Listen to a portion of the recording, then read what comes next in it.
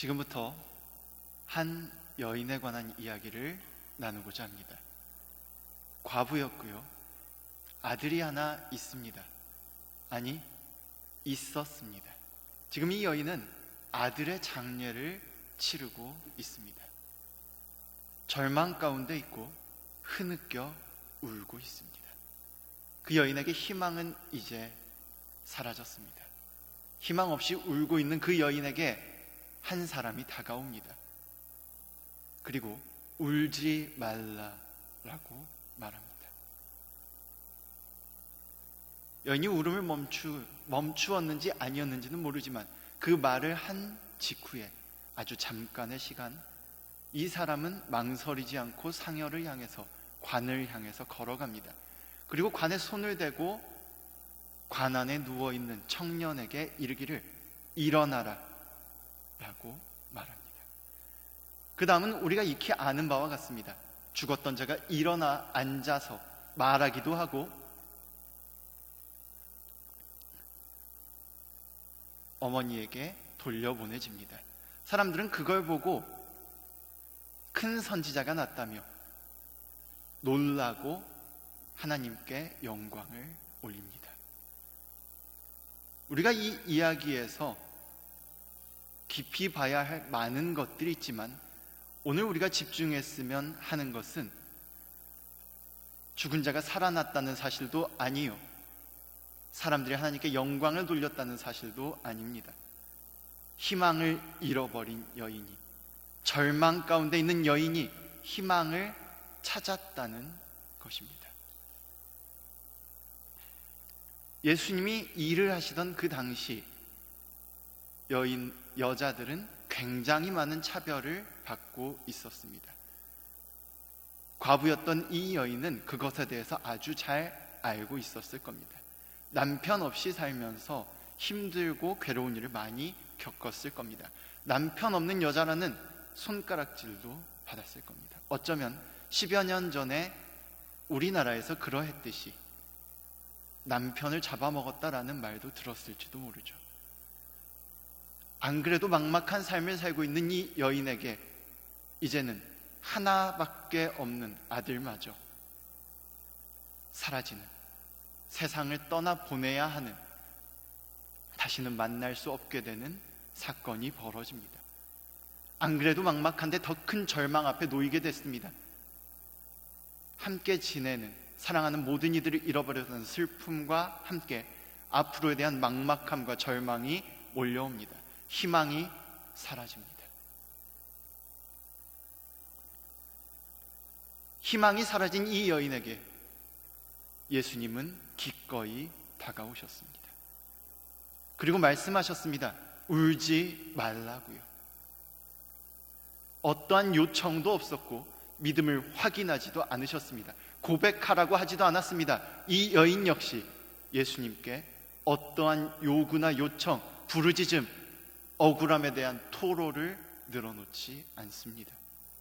그저 울지 말라고 예수님이 말씀하신 후에 예수님께서 상여로 다가가는 그 잠깐의 시간, 그 시간이 있었을 뿐입니다. 상여는 멈추어 있고 예수님은 관 안에 있는 청년을 향해서 이 여인이 아들을 향해 가장 하고 싶었던 그 말, 아니요, 어쩌면 이미 수백 번, 수천 번을 하고 또 했을 그 말,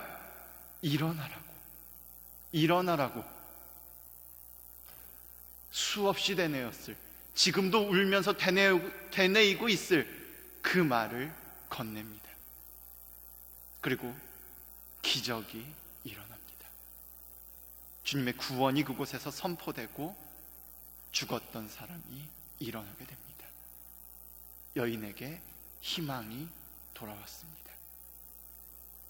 그 순간 여인에게 눈앞에 있는 예수님은 가장 큰 희망이었을 겁니다. 그 자체로 기적이었을 겁니다.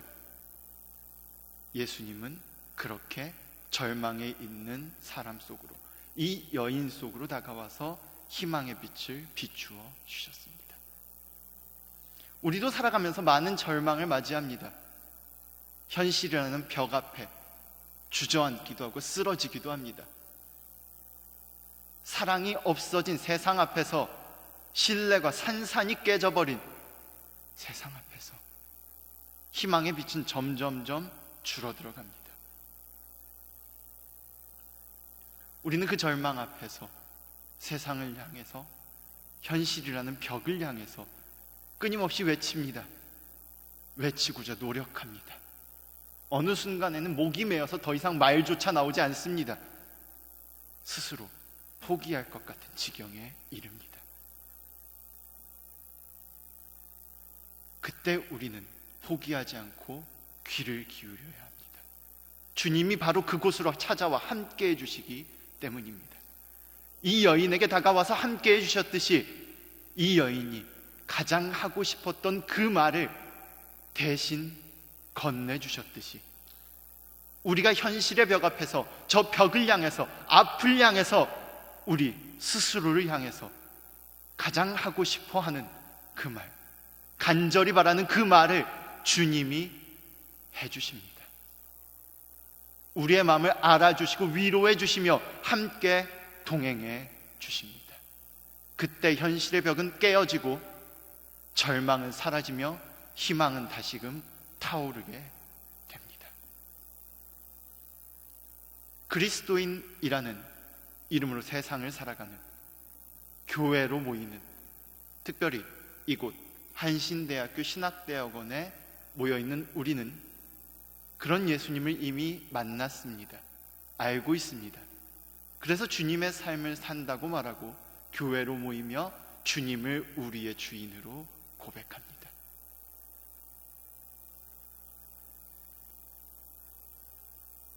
주님을 만난 우리는 이제 주님과 동행해야 합니다. 절망을 향해서 다시금 나아가시는 주님과 함께 저 절망 안에 쓰러져 있는 이들을 향해 걸어가야 합니다. 세상이 어둡습니다. 아까도 말씀드렸듯이 사랑은 점점 무너져가고 신뢰는 깨어졌습니다. 작은 실수조차 용납하지 못합니다.